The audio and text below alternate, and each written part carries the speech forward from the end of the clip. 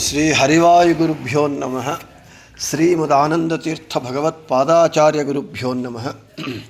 శ్రీ జగన్నాథదాసగురుభ్యో నమః. శ్రీ విద్యాసాగర మాధవతీర్థగురుభ్యో నమః. ಹರಿಕಥಾಮೃತಸಾರ ಗುರುಗಳ ಕರುಣದಿಂದ ಆಪನಿತು ಪೇಳುವೆ ಪರಮ ಭಗವದ್ಭಕ್ತರಿದನಾದರದಿ ಕೇಳುವುದು. ಪಾದಮಾನಿ ಜಯಂತನೊಳು ಸುಮೇಧನಾಮಕ ನಿಪ್ಪ ದಕ್ಷಿಣ ಪಾದದುಂಗುಟದಲ್ಲಿ ಪವನನು ಭಾರ ಭೃದ್ರೂಪ ಕಾದುಕೊಂಡಿ ಹಟಂಕಿತರ ಮೊದಲಾದ ನಾಮದಿ ಸಂಧಿಗಳಲೀರೈದು ರೂಪದಲ್ಲಿದ್ದು ಸಂತತ ನಡೆದು ನಡೆಸುತ್ತಲೀ. మన హరికథామృతసారం పాఠంలో నిన్నటి రోజున మాతృకా సంధి యందు 30వ పద్యం చెప్పుకున్నాం. అపరిమితమైనటువంటి మహిమలు గుణములు కలిగినటువంటి భగవంతుని సాకల్యముగా సమగ్రముగా లక్ష్మీదేవి మొదలుకొని ఎవరు కూడా తెలుసుకోలేరు. భగవంతుడు తన గురించి తాను మాత్రమే సమగ్రముగా తెలుసుకున్నటువంటి సర్వజ్ఞుడు. అర్థాత్ భగవంతుడు అప్రమేయుడు అని చెప్పటం జరిగింది. ఈరోజు ఈ సంసారమునందు జీవుడు ఎలా ఉండాలి, వాడు ఈ సంసారంలో ఉంటూనే జీవనాన్ని ఏ విధంగా వాడు సాగించాలి అనేటటువంటి విషయాన్ని జగన్నాథదాసుల వారు చెబుతున్నారు. ವಿತ್ತದೇಹಾಗಾರದಾರಾಪತ್ಯ ಮಿತ್ರಾದಿಗಳೊಳಗೆ ಹರಿ ಪ್ರತ್ಯಗಾತ್ಮನು ಎಂದೆನಿಸಿ ನೆಲಸಿಪ್ಪನೆಂದರಿದು ನಿತ್ಯದಲ್ಲಿ ಸಂತೃಪ್ತಿ ಬಡಿಸುತ್ತ ಉತ್ತಮಾಧಮ ಮಧ್ಯಮರ ಕೃತಕೃತ್ಯನಾಗು ಉನ್ಮತ್ತನಾಗದೆ ಭೃತ್ಯನಾನೆಂದು. ಪದಚ್ಛೇದಂ.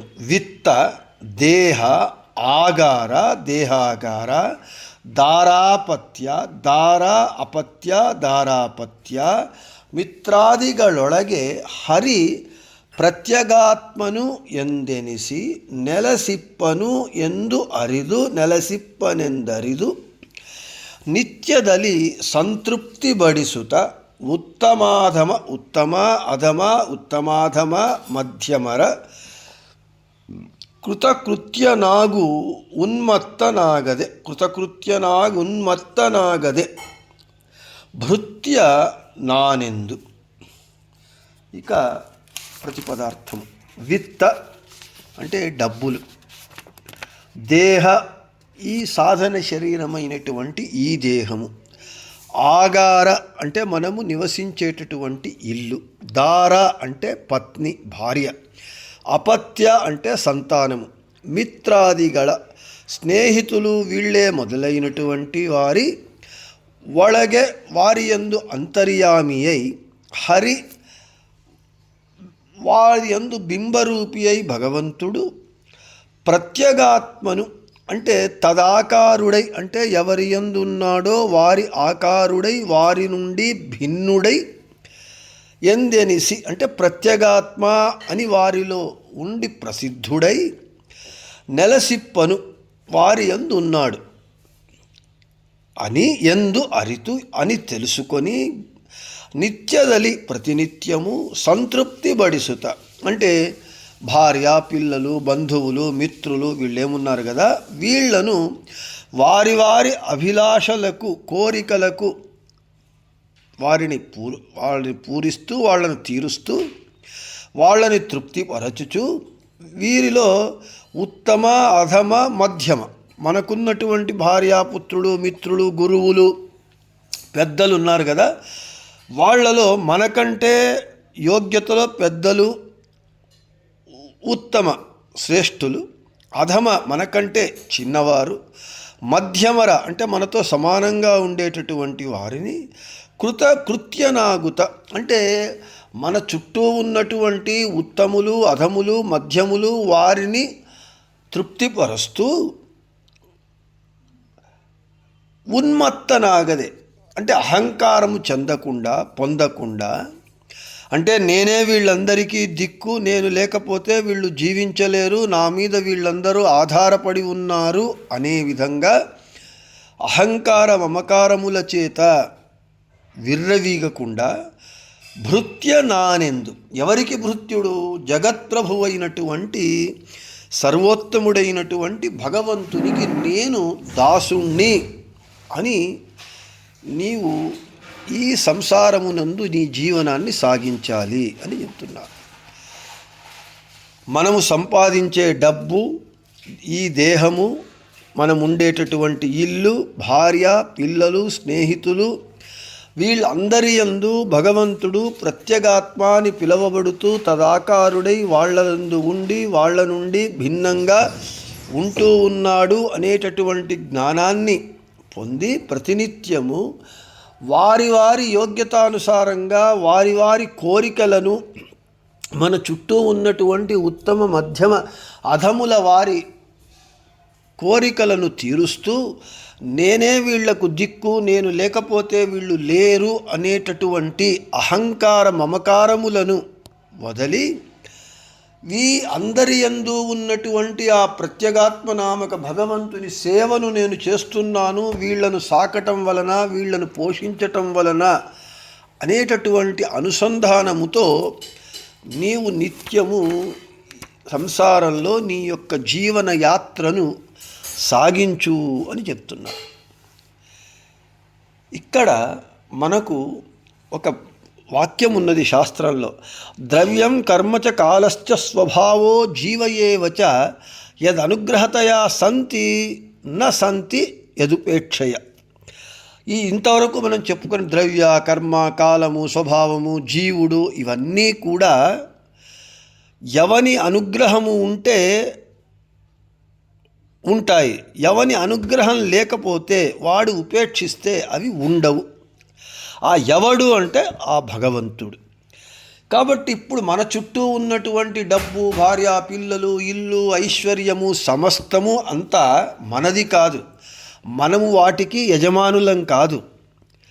ఒక టెనెంట్ లాగా ఇంటిలో బాడుగకున్నటువంటి వాని వలె బాడుగకున్నంతకాలం ఉంటాము. బాడుగ లీజ్ అగ్రిమెంటో లేదా తీరిపోతే మనకు పోవాలి అనిపిస్తే వదిలి వెళ్ళిపోతూ ఉంటాం. ఆ ఇంటి మీద మనకు ఏ అధికారము ఉండదు.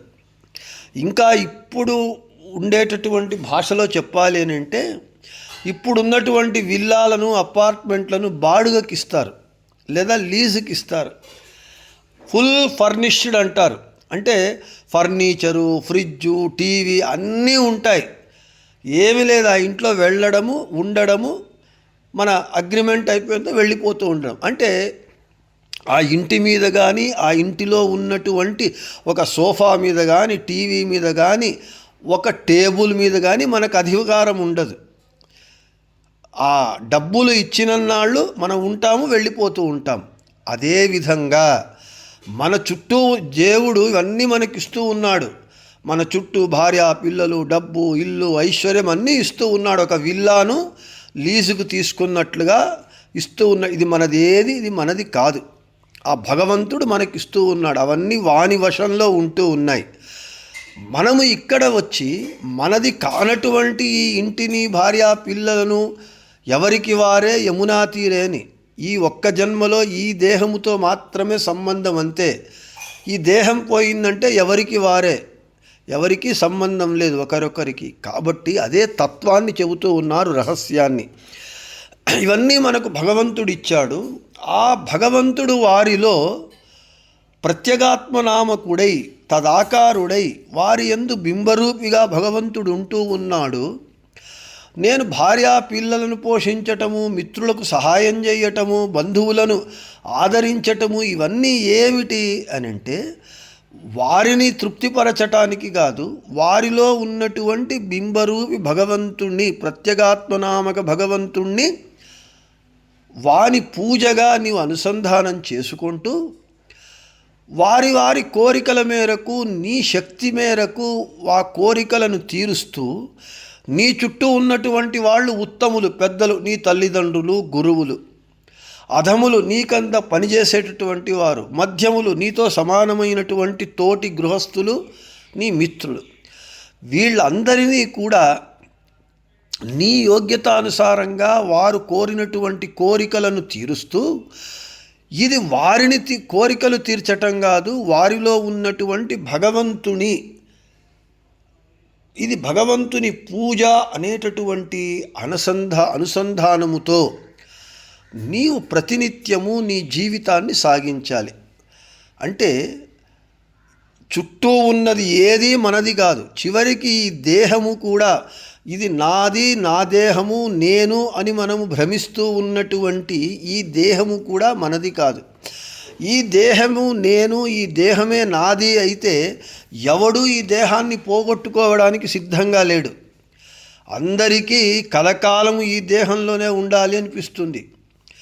దీనికి భాగవతంలో ఒక చిన్న కథ వస్తుంది. ఒక క్రిమి కీటకం పోతూ ఉంటుందట. అప్పుడు భగవాన్ వేదవ్యాసుల వారు పిలిచి, హే కీటకమా ఇలా రా అంట. ఏమి అంటే, నిన్ను నేను ఈ భూమండలానికి చక్రవర్తిని చేస్తాను అంటుంది. చాలా సంతోషము స్వామి, చెయ్యమంటుంది ఆ కీటకం.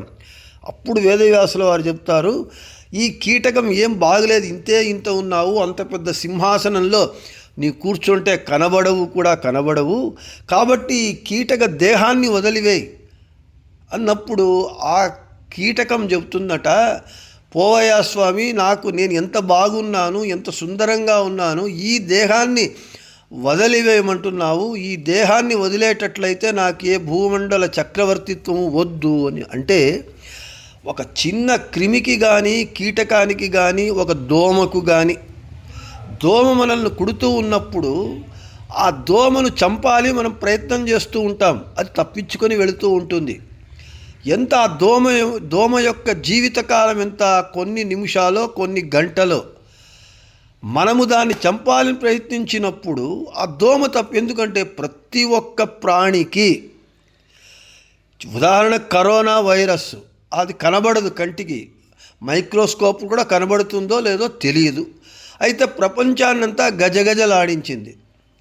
దానిని అరికట్టాలి, దానిని నిగ్రహించాలి, మనము వ్యాక్సిన్ చేసుకున్నాము, అన్నీ చేసాము, అయినా కానీ అది చావలేదు, ఇప్పటికీ ఇంకా అక్కడక్కడ ఉంటూ ఉన్నది. అంటే కంటికి కనబడనటువంటి బ్యాక్టీరియా మొదలుకొని అత్యంత బుద్ధిజీవి అయినటువంటి మనుష్యుడు వరకు అందరికీ మనది కానటువంటి, నేను కానటువంటి ఈ దేహము మీద మమకారం, ఇది నేను, ఇది నాది అని. అదే చెబుతూ ఉన్నారు, ఎప్పుడైతే నీది కానటువంటి, నీవు కానటువంటి ఆ దేహము మీద నీవు అహంకారము, మమకారము పెంచుకుంటే దుఃఖము కలుగుతుంది. నీది కానప్పుడు మనది కాని దాని మీద మనం ఏమీ అభిమానం పెంచుకోవటం లేదు. నేను ఎన్నోసార్లు చెబుతూ ఉంటాను, టీవీలో చూస్తూ ఉంటాం, అక్కడ యాక్సిడెంట్ అయింది, ఇంతమంది చనిపోయారు, ఒక పెళ్లి బృందమంతా చనిపోయింది అని మనం న్యూస్ చూస్తూ ఉంటాం.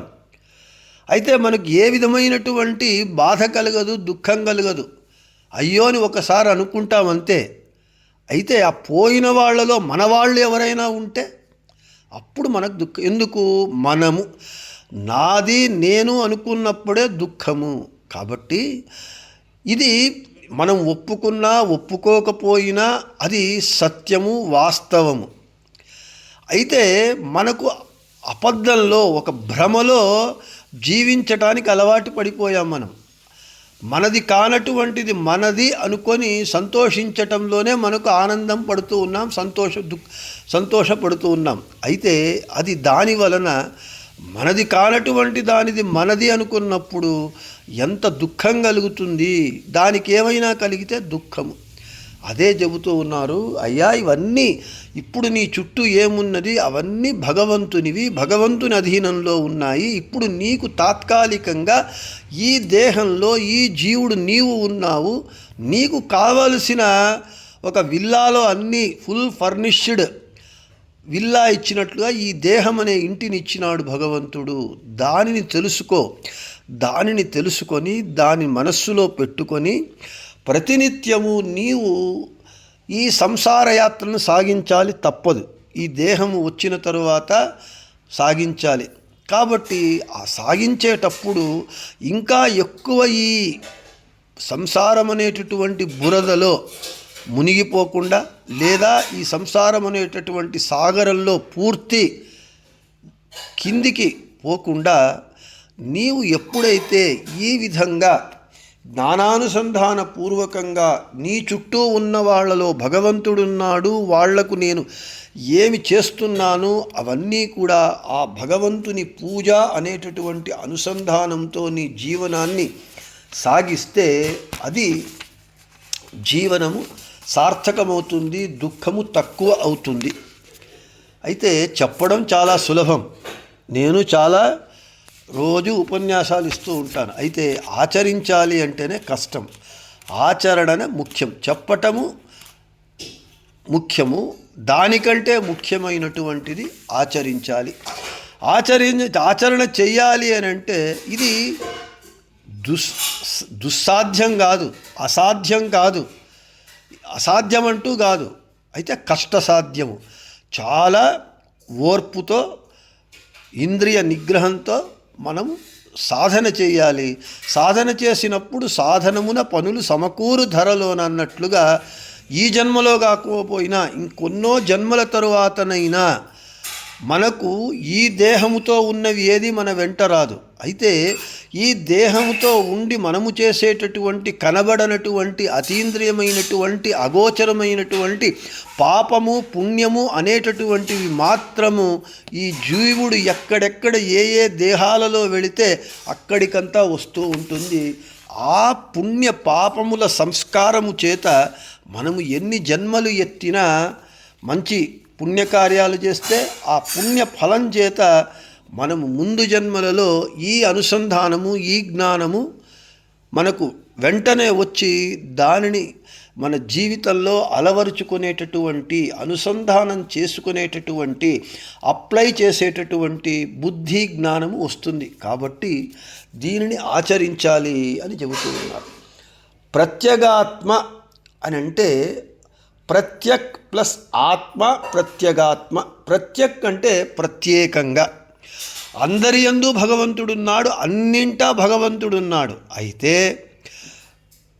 అందరిలో అన్నింటిలో ఉన్న భగవంతుడు వాటికంటే భిన్నంగా ఉంటూ ఉన్నాడు. అవి వేరు, భగవంతుడు వేరు. అందుకే జీవుడు వేరు, ఈశుడు వేరు. కాబట్టి ఆ పదార్థాలలో, జీవులలో భగవంతుడు ఉన్న ప్రత్యేకంగా ఉన్నాడు, అత్యంత భిన్నుడై ఉంటూ ఉన్నాడు. ప్రత్యక్ అనంటే. ఇక ఆత్మ అనంటే ఆత్మ నారాయణ అని బృహదారణ్యక ఉపనిషత్తు భాష్యంలో మధ్వాచార్యుల వారు చెబుతారు. ఆత్మ ఇది మమ స్వామి. ఆత్మ అంటే నారాయణుడు, భగవంతుడు అని చెబుతూ ఉన్నారు. కాబట్టి మన చుట్టూ ఉన్నటువంటి వారిలో ఈ ప్రత్యేగాత్మనామక భగవంతుడు ఉన్నాడు. వారిని పోషించటమో, వారికి సహాయం చెయ్యటమో, వారి కోరికలు తీర్చటము, ఇవన్నీ కూడా వారి యందు ఉన్నటువంటి భగవంతుని పూజగా నీవు అనుసంధానం చెయ్యి.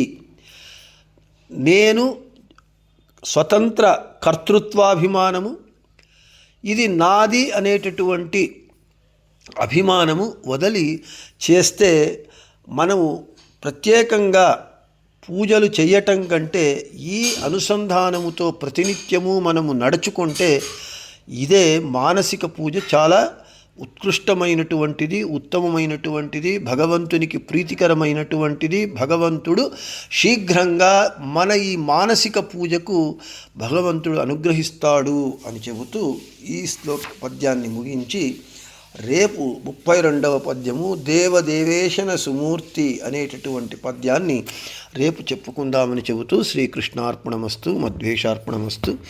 అందరికీ శుభమస్తు.